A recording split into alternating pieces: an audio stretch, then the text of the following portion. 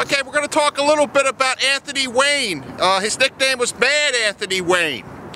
Now behind me in the distance, this is Wayne's Woods. We're still at Valley Forge, Pennsylvania. Now in this general area, the Continental Forces under Anthony Wayne would have had their encampment. Now this is a little different from the rest of the park here. We're up higher elevation. This was a very good advantage point for the Pennsylvania Continentals. Now these guys were tough. They were dead fast Continentals. These guys didn't give any ground. They weren't militia. They were stationed in the best part of this park for defense. Now to my right, about 50 yards, there's an entrenchment line that stretches for about 100 yards. Now the Pennsylvania Continentals would have been stationed behind this. They would have been stationed in the woods behind me. Now during this time there was no woods here. They would have cut the logs down for their cabins. And they would have constructed all kinds of redoubts in the area. Where I'm standing, I can see Mount Joy and Mount Misery. There's two gorges here between the Great Valley. Now the statue behind me, this is Anthony Wayne. They put a statue here where his troops would have been stationed.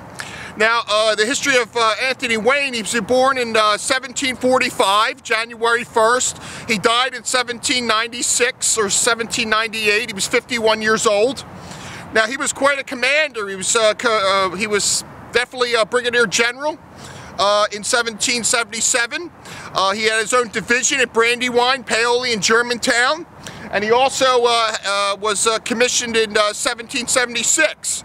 He spent some of his time in Canada, and he did expeditions with Benedict Arnold.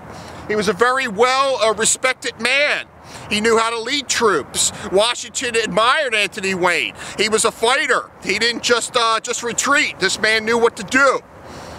Now, generally, Anthony Wayne was a very interesting fellow. Now, he got the nickname Mad Anthony Wayne, I think, during one of his campaigns at the Battle of Paoli. He stayed with his troops as they were retreating from the battlefield. He was cursing. He was trying to hold them back. He was trying to keep them in formation. I think at this general time, he definitely got the nickname Mad Anthony Wayne for his abusive behavior at that time. He was just basically didn't know what was going on at Paoli. Now after Paoli, Anthony Wayne wanted to resign his post. They thought he was incompetent because he led his troops in so much danger. But there was definitely a court-martial. There was a hearing. Anthony Wayne protested that he was just there under orders, which at that time they looked at it and they dismissed all the charges against Anthony Wayne. Now the statue here in the park is a large statue. There's only larger statues here that dictate people of high rank.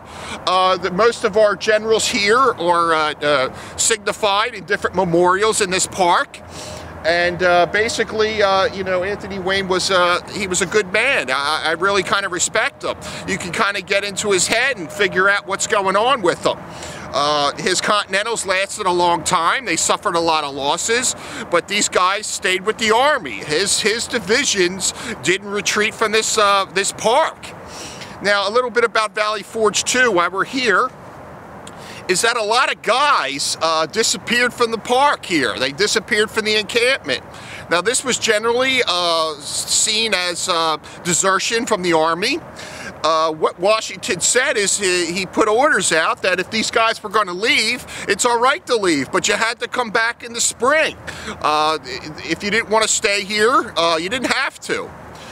During this time, there was probably between 10,000 fighting soldiers and then people that followed them here. Generally, there could have been upwards of 20,000 individuals, different people, wives, different farmers that were serving the Continental cause here. So during the summer, I'm sorry, not the summer, but the winter and the fall, I mean the winter and the spring, this is when you see all of the Army starting to get sick and start disappearing. Now they left here somewhere in the summertime, beginning of the summertime, and they followed the British. The British were leaving Philadelphia, and they followed the British. Now they were a different army at that time. Under Van Steuben, they learned military tactics, and they basically were a completely different army. They weren't raggly-taggly guys anymore. They were pretty tough. They knew how to form lines. They knew how to fire their muskets. and they knew how to use different weapons. Now, Anthony Wayne would have left this area. He would have left all his huts here behind. Generally, this area, after the encampment was finished, was that the farmers came in and reclaimed their land. They came in, they removed the logs, they tried to make fence rails. They had to replace their fences. So basically the logs were taken off these encampments. They were probably cut down by sawmills, these logs, and made back into fence rails. Now, there was an expedition here. A writer in the 1840s came back to this park, and there's an account saying that there was a couple huts still here in the 1840s. Now, people were living in these huts. Some of the larger officers' quarters weren't teared down. Maybe some of the farmers used them for some of their equipment and their plows. But some huts did survive up until this expedition by this author that came into the park.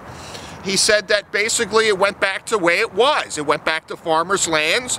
There were sheep grazing in the area. There's a drawing of the park around 1840, and it shows that, you know, these farm animals all in this area, but it didn't show any huts at the time. So we really don't know what the encampment looks like as far as different spots on the map.